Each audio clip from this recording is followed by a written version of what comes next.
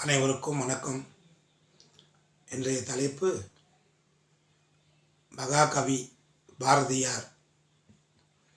தமிழ் என்று சொல்லடா, தலை நிமிர்ந்து நில்லடா, தமிழுக்கோர் புலவன், தெய்வ புலவன் மகாகவி பாரதியார். தமிழ்நாட்டுக்கும் தேசியத்துக்காகவும் பெண்கள் உரிமைக்காகவும் பெண்கள் வளர்ச்சிக்காகவும் பாடுபட்ட மாபெரும் கவிஞர் இவர்.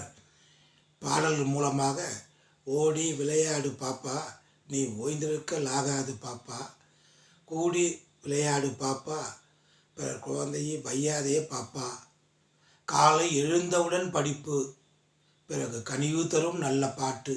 நல்ல பாட்டு என்பது தெய்வீக சக்தி வாய்ந்த தேவாரம், திருவாசகம், ராமாயணம், மகாபாரதம், கந்தசஷ்டி கவசம் போன்ற மிகப்பெரிய அருந்தவம் பெற்ற அந்த பாடல்கள் குழந்தைகள் படிப்பு முடித்த பிறகு பாட வேண்டும். அதை மனதிலே பதிய வைத்து கொள்ள வேண்டும்.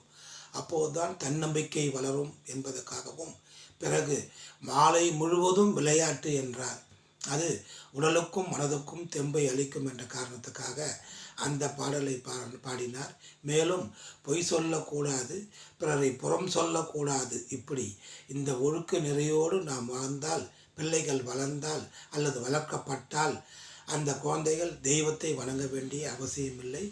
தெய்வம் தானாக வந்து அவர்களுக்கு வேண்டிய நல்லாசியை வழங்கும் என்பதை உணர்ந்து காட்டி வாழ்ந்து காட்டிய மாபெரும் கவிஞர் மகாகவி பாரதியார்.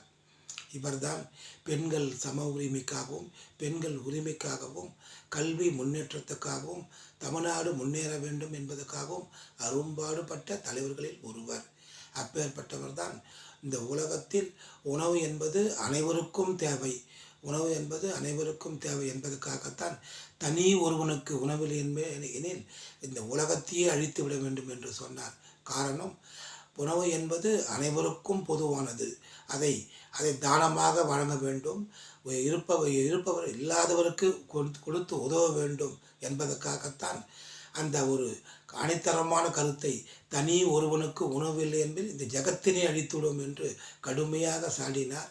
அதனால்தான் நாம் எப்போதுமே இல்லாதவர்களுக்கு, பசி என்று வருவதற்கு, உணவில்லை என்று சொல்வதற்கு தானமாக கொடுத்து உதவ வேண்டும் என்பதை உணர்த்து காட்டிய அந்த மாபெரும் கவிஞரை என்றும் நினைவு கொள்வோம்.